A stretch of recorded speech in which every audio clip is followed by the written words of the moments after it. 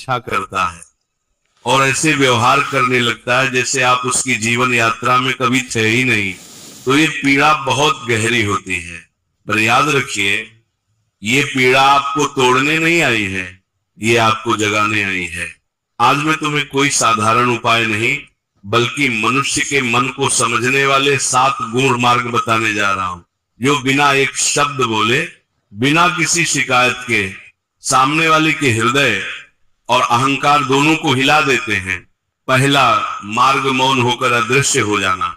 जब कोई तुम्हें हल्के में लेने लगे तो सबसे पहला कार्य ये करो, अपनी उपस्थिति हटा लो। न कोई संदेश, न कोई संकेत, न कोई शिकायत।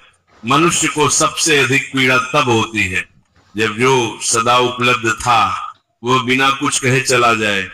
ये मौन उसके मन में प्रश्न पैदा करता है, ये गया कहां, अब इसे फर्क क्यों नहीं पड़ता। और यही प्रश्न धीरे धीरे पछतावे में बदल जाते हैं। दूसरा मार्ग, स्वयं को ऊंचा उठाना। बेटा, तुम किसी को नीचा दिखाकर नहीं, खुद को ऊंचा उठाकर जीतते हो।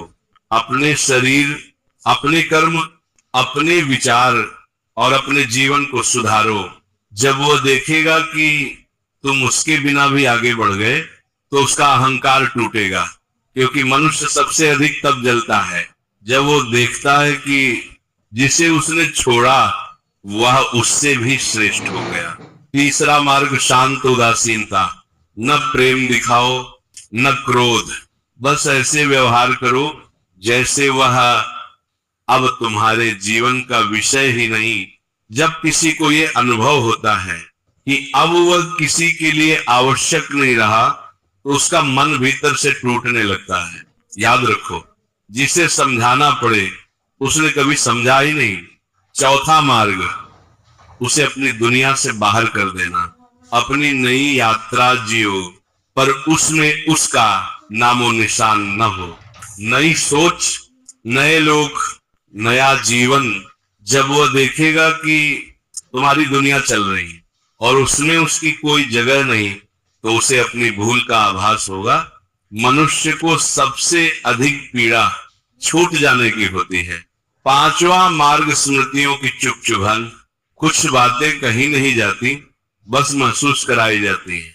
कभी कोई पंक्ति, कभी कोई स्थान, कभी कोई भाव, नाम लिए बिना। और जब वह हर जगह तुम्हें महसूस करने लगे तो समझ लेना उसका मन हार चुका है। बड़ेवाल की छठा मार्ग, खामोशी का प्रहार।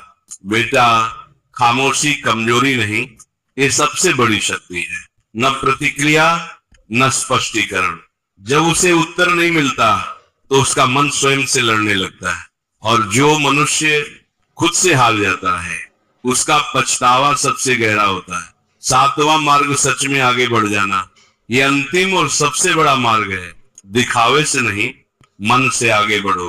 अपना आत्मसम्मान वापस लो, अपनी खुशी को चुनो, और यदि वह लौटे भी तो स्वयं से पूछना, क्या मैं फिर वही जाऊं जहां मैंने खुद को खो दिया था। जिस दिन तुम सच में आगे बढ़ जाते हो उसी दिन दुनिया तुम्हारी कीमत समझती है। अंतिम वचन, याद रखो बेटा, प्रेम में सबसे बड़ी शक्ति शब्दों में नहीं, मौन में होती है।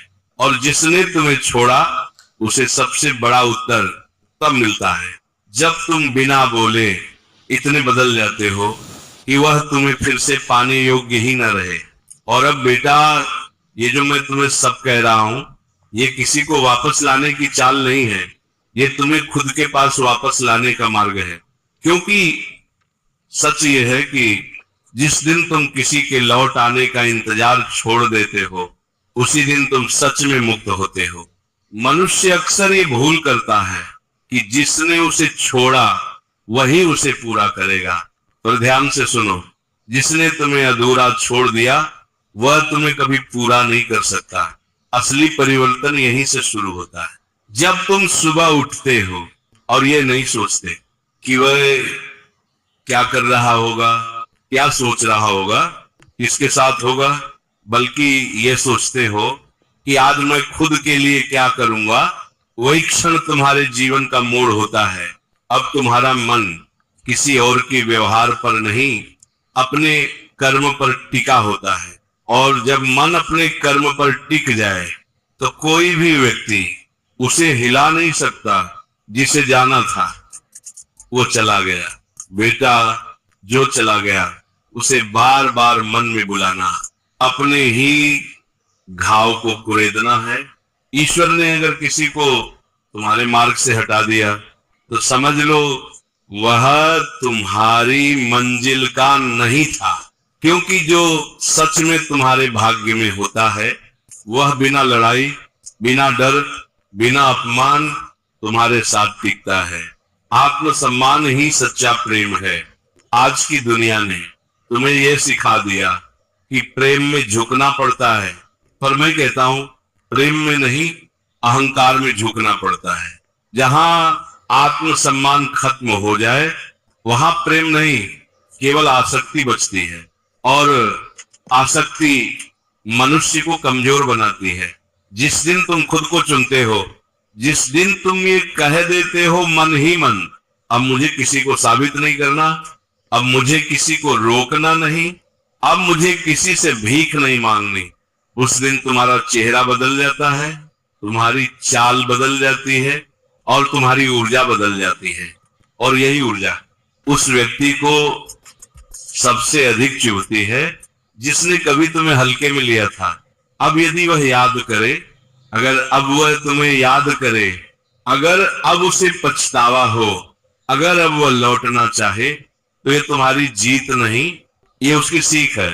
तुम्हें उसे स्वीकार करना है या नहीं, ये अब तुम्हारी मर्यादा तय करेगी। क्योंकि जो एक बार तुम्हें खोने का साहस कर चुका है वह दोबारा भी कर सकता है। अंतिम वचन बहुत ध्यान से सुनो। बेटा, तुम्हारा जीवन किसी की स्वीकृति से बड़ा है, तुम्हारा अस्तित्व किसी की पसंद से नहीं बना, और तुम्हारी शांति किसी के लौट आने पर निर्भर नहीं होनी चाहिए। जिस दिन तुम ये समझ गए उस दिन न कोई छोड़ने वाला बड़ा रहेगा, न कोई जाने वाला, बस तुम रहोगे, तुम्हारा आत्मसम्मान रहेगा और तुम्हारी शांति रहेगी। और यही